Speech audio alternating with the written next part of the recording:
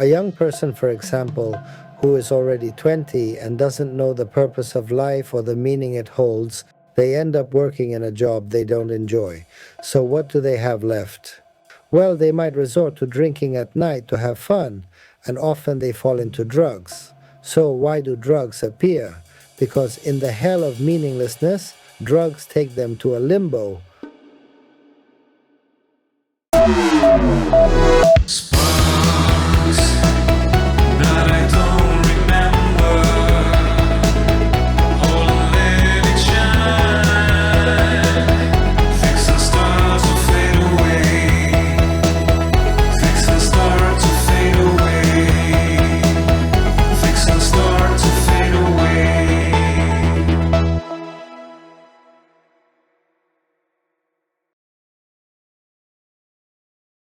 Hello, dear friends of Kabbalah Podcast. We are in the third chapter of the second season, and today we are going to discuss a complex topic, existential emptiness and drugs. This is a topic you proposed, Mario, and well, I'm eager to hear what you have to say. In my view, to address this topic, we would need to begin with Kabbalah and even with the Torah, because the word tehom, the word for the abyss, reflects how we perceive inner emptiness. There are two perceptions of inner emptiness.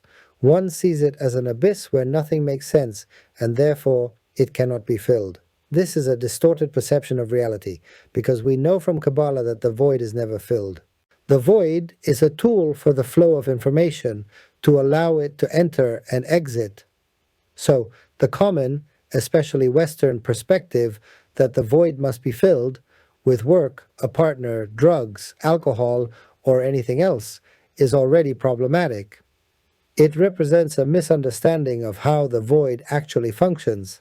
If we have a distorted explanation of the void's purpose, we inevitably create chaos with it. The first question we must ask ourselves is, why does the void exist? The void is the source of desire. When I feel a void, I am generating a desire, not just to fill it, but also to give it away, to share. It's like how we process information to raise our level of consciousness. We take in the information and then share it. We too are instruments in this process. The inner void should not be seen as something negative. It should be viewed as positive. Therefore, the first key for me is to stop seeing the void as an abyss or as something abnormal. Instead, we must recognize that everyone has an inner void. Embracing the void as a natural part of our existence allows us to transform it into a source of growth, connection, and purpose. One of the key concepts is recognizing that the void is filled to be emptied because it is an instrument. Information flows in and out. I receive something that I can then give. Ultimately, one cannot give if they have not first received. For example, if I receive something positive through my education, I can later share it with my students, my friends, or society as a whole, based on what I initially received. Therefore, receiving is crucial. Notice that the term Kabbalah comes from lekabel, meaning to know how to receive. Thus, we must learn to receive in order to give. You cannot give something you don't already have. Similarly, you cannot give something you have not first received, and you cannot receive if there is no void. For me, the system's logic is as follows. The void exists so we can receive. We learn to receive because we desire to fill that void, but we must then empty that void to learn how to give. We are instruments of giving and receiving, and therefore of sharing. This to me is the foundational principle. The second point is to discuss whether the elements on the surface serve the deeper aspects of life, and this is where the idea of a distorted void comes in. That is, if a person believes that the house, the car, the spouse, or the money they receive are not instruments in service of something higher, something deeper, then the person will feel empty. Why? Because when the surface level elements dominate a person's life, if they only operate on the surface, they become superficial. So, what makes someone superficial? A superficial person is someone who lives entirely on the surface without understanding that the tools of the surface must serve the content. For example, I don't buy a book just to display it on my bookshelf to make it look pretty. I buy it to read it and extract some kind of lesson from it. In essence, when we fail to recognize that the external elements of life must serve a deeper purpose, we risk living superficially, disconnected from the true meaning and growth that lies beneath the surface. So, what is the purpose of money? To buy the book. And what is the purpose of the book? To extract a lesson. This means that both the money and the book have served as instruments for my growth. If the ultimate goal of all the tools I possess isn't my inner growth, these tools can end up becoming idols, and I might idolize them, falling into superficiality. What do young people generally see? They see their parents buying a car or a house, and that's perfectly fine. There's nothing wrong with having these tools. The question is, in service of what? If it's in service of merely accumulating more, that's where a meaningless emptiness arises. So, this young person, seeing societal models of accumulation, of tools, wealth, or possessions, starts to ask themselves, what am I supposed to do? Should they fall into hedonism? Should they simply seek pleasure or the accumulation and consumption of resources? Over time, this leads to a sense of weariness, as if society is draining them. The constant external inputs, these superficial elements, begin to erode their curiosity and their drive for deeper exploration. This creates profound disorientation because deep down, the young person realizes that society, especially their parents or the broader community, doesn't know how to live or why they live. If parents present a model of life without purpose, the child inevitably inherits that lack of purpose because it wasn't instilled in them. A parent who lives to accumulate teaches their child that life is only about accumulation. The child, in turn, doesn't understand what life is truly about. Faced with this, the young person thinks, I can't live like this. Sure, having a dignified job, ensuring subsistence, and having tools for life are important, but what's it all for? When they see that these tools serve no higher purpose, they conclude, this life is empty. And then a pain begins to grow inside them, one that nothing can alleviate, because it isn't tied to any specific loss in the physical world. Is not a tangible pain, but rather a deep ache, a loss without an object, yet still very real. It is the loss of meaning, this existential emptiness which cannot be filled with material things or superficial achievements, can only be healed by finding a deeper purpose. True fulfillment comes when we understand that the instruments of life must serve a higher purpose, not just accumulation. So, when a person has no sense in their life, emptiness appears as an abyss, because they don't know how to live or why to live. A young person, for example, who is already 20 and doesn't know the purpose of life or the meaning it holds, may end up working in something they don't resonate with simply because they feel obligated. Since they didn't want to attend university or pursue studies, they end up working in a job they don't enjoy. So what do they have left? Well, they might resort to drinking at night to have fun, and often they fall into drugs. So why do drugs appear? Because in the hell of meaninglessness, drugs take them to a limbo where they can escape that hell. In other words, drugs in themselves might not be hell, but we all know that their consequences certainly are. The person seeks limbo because they are searching for disconnection. With almost all the young patients I've had who use drugs, the majority have told me that their lives have no meaning. Since they can't find meaning in the large amount of free time they have, because there's something very interesting, since they don't know what to do with their lives, they are left with an overwhelming sense of boredom. In that immense boredom, they start not knowing how to fill the enormous emptiness they feel. Then an element appears that for me is vital, and when I say it, you might think it comes from an ancient era or a previous system: responsibility. But when I talk about responsibility in terms of Kabbalah, I'm not referring to legal responsibility or responsibility towards others, because I have to behave well towards others and respect the law. I don't mean that kind of responsibility. The big question is, am I responsible with myself? In other words, if I am responsible with myself, I have to create a happy life for myself. And if I have an unhappy life, it's because I am not being responsible with myself, because external factors should not define whether my life is happy or unhappy. It should be my inner strength. I will decide if my life will be happy, regardless of the circumstances, which are lessons, but they don't have to affect the core. So, what do you see? You see irresponsibility when it comes to the happiness you must have in this life. People are not happy because they are not responsible with themselves. And being responsible with yourself is not just knowing what the meaning of your life is. Being responsible is also seeking the meaning of your life, because not everyone knows what the meaning of their life is. So if someone comes and tells me, Sabán, I don't know the meaning of my life, I reply, but you are looking for it? They say, I'm looking for it. Well, that's it. You are responsible because you are looking for it. What do we see in many young people? Infantilism. When you talk to people in their 30s, they seem like they're 15. Because deep down, they have remained in an adolescent stage where they not only don't know what their purpose is, but they also don't search for it. In other words, they are not responsible for their own happiness, because that is where society sold them the famous product of external happiness. For example, when an advertisement for a car shows a fancy dinner and an incredible woman or man, it's because they're selling an image of external happiness. And the image of external happiness is a lie. Happiness comes from an inner will that has to do with your responsibility to yourself in order to be happy. So the question is, are you going to be responsible for your happiness or not? This is the proposal of Kabbalah. Am I unhappy? Well, that's your responsibility. If a person says they're unhappy because of circumstances, they are victimizing themselves by the circumstances. We need to learn from the circumstances. So the victim position doesn't help you grow or evolve. Of course, many people go through difficult times. Absolutely, many people struggle.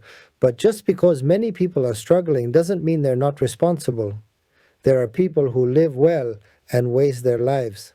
Many people listening to us might think, Sabán talks this way because you don't have the difficulties I have. First point, you don't know the difficulties I've faced in my life. So, it's not a comparison because I've had many challenges, and I've always overcome them from the perspective of Kabbalah through a shift in consciousness. Second point, if you have many difficulties, you have two options. Either take responsibility for being happy or adopt a victim mentality. I often say that there are people in Europe getting high, smoking drugs in the squares. You see young people, and generally they come from middle or upper middle class families, but they exist in all classes, even in lower class families. These people haven't come across the sea in a boat. They haven't experienced hunger in Africa. These people don't have a sense of life because they haven't been out there working hard. In other words, these people are irresponsible because they haven't had to work or study. So, there's a sense of comfort, a sense of comfortable victimhood, which the person must take responsibility for escaping. So when we say in Kabbalah, the person has to do tikkun, what does tikkun mean? What does rectification really mean? It means I'm going to work on rectifying myself. It's my personal work. If you don't want to do it, if you want to get high, if you want to die from an overdose, that's your problem. You've been irresponsible because you've placed yourself in a victim situation. It's true that sometimes there are levels of Amalek where biologically, if someone has gotten used to it, it's very difficult to get out of there too. So I don't want to generalize. But the question is, how did they get there? Why did they end up there? They ended up there because they were someone who had a lot of free time, who was never taught how to live, and even if they weren't taught how to live, you're still responsible for seeking the way. So what we're talking about is how the rectification of the soul begins. When a person says, I'm going to find the meaning of my life, it's not about making a change in my life like a 12-step program. No, it's about starting to give meaning to my life. Oh, I don't have the meaning of my life. I'm going to search for the meaning of my life. Just by seeking the meaning of life, the rectification has already begun. We are coming back. Don't go away in 15 seconds. Hey Mario, what are you doing waiting for me? We were supposed to meet at 9 o'clock. But I've been here since 8:30, Nacho. We have to work. Well, okay, you're right. We have to get to work. Follow us, join the conversation, and like our content. Discover more about MarioSaban and Kabbalah at MarioSaban.com. Let's continue growing and learning together. I love this podcast. Well, I won't ramble. Let's get to work. Well, let's continue discussing the topic we started on, existential emptiness and drugs. There are some issues that if you allow me, I'd like to mention. First, a concept that seems fundamental to me, which is the function of emptiness. Let's not forget that emptiness has a function. Then there's another idea I'd like to highlight, which is trying to fill the emptiness, something inherent to our own existence, with something superficial, distorted, as you mentioned. It's nothing more than canceling out the emptiness, nullifying the real function of the emptiness, and consequently also nullifying desire. Sometimes that's what happens when a person suffers from some type of addiction. Regarding what you said in relation to why people turn to drugs, there's something I wanted to mention as well, which has to do with certain practices linked to leisure and modernity. Sometimes a person, through an attitude or behavior of enjoyment, begins to engage in practices that later lead to more complicated situations.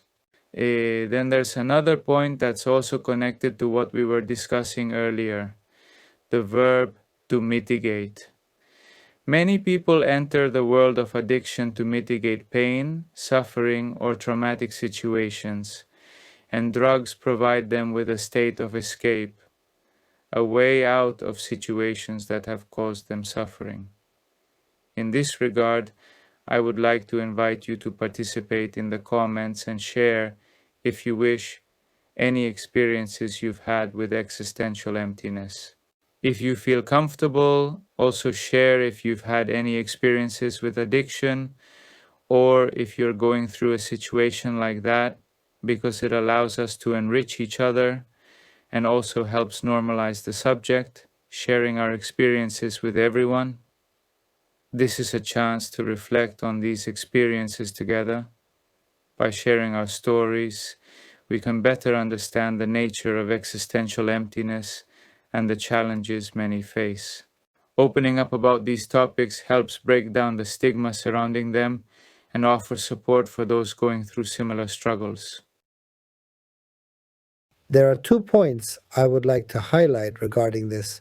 First, when someone is going through this process during adolescence, there's a mechanism called group identity.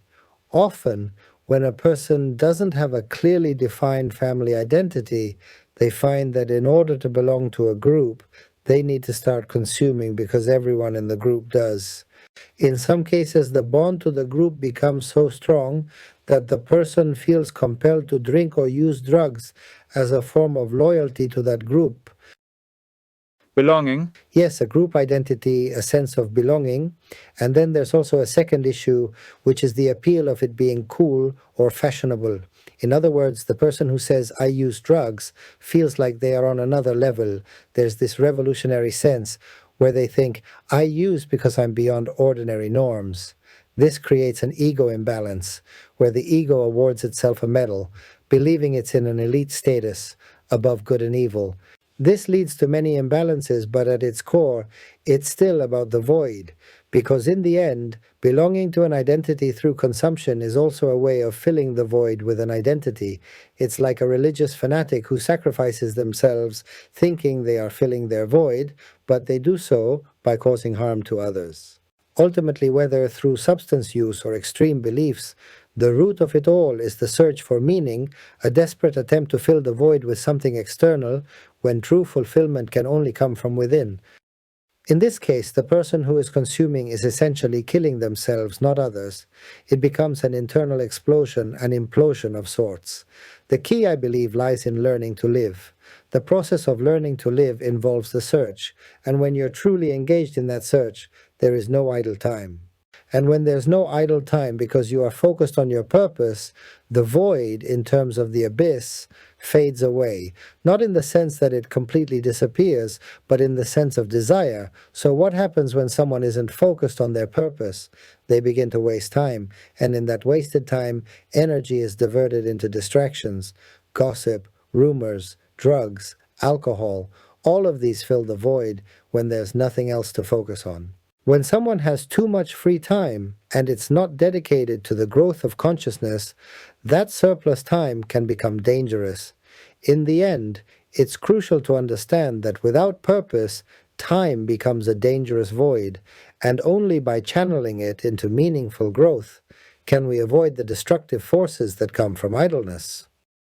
The Gaon of Vilna, if I'm not mistaken, said that idleness is the mother of all transgressions.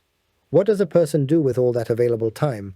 What happens when someone doesn't know what to do with their time, which is essentially the same as not knowing what to do with their life? It's important to realize that not knowing how to fill that void means not knowing what to do with life itself, and knowing what to do with life is crucial. The question becomes, why do I live? If I don't know the answer to that, I'm in a very difficult place. In conclusion, why are people struggling today? Because they don't know why they live, because they haven't learned how to live, because they were never taught what life is, what time is, what desire is. Essentially, I would say, Nacho, that if we go to the core of Kabbalah, it's about learning how to live. That would be the central point, and those who don't learn how to live will struggle.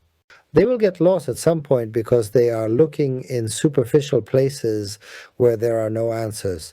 The despair comes from feeling a sense of boredom, not knowing what to do, ignorance, and probably because of this reason, Kabbalah is gaining more and more strength, and thousands, no, I would say millions, of people are studying Kabbalah because they are beginning to understand that it provides structure, even if it's just the search for the meaning of life. I would like to complement this with a small contribution that I also consider fundamental, which has to do with self-esteem.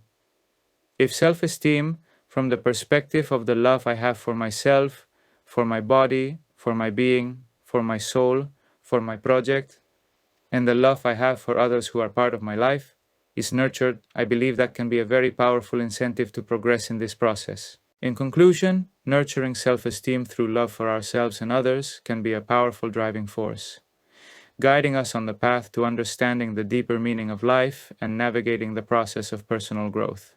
There's a point, Nacho, and I would even say that self-help books have created a certain naivety. There's a point where it's not about waiting for motivation to come and inspire me. No. I must have the will to activate the motivation. I think it's important to make that very clear here. Motivation doesn't come to you. You must have the will to activate it. The action. Yes, there is a point of initial effort. That one must make. One must make. What needs to be done is not to sit around thinking whether you're motivated or not. You just have to do it. And once you start doing it, motivation will follow along the way. We're flooded with self-help books, but many people wait around thinking, I'm not motivated. They're passive. Seriously, they're passive, and they're saying they're not motivated by life. Well, if you had to worry about where your next meal was coming from, you'd see how quickly you'd get motivated because you'd have to survive. So there's also an element of responsibility here. They say, well, I'm not motivated. And what do they do to get motivated? Nothing, because they're not motivated to motivate themselves. No. The first point is not motivation. The first point is the responsibility and the will to get moving, and then motivation will come later. Motivation is the second part, not the first. Excellent, Mario. Thank you very much. Thank you. A hug.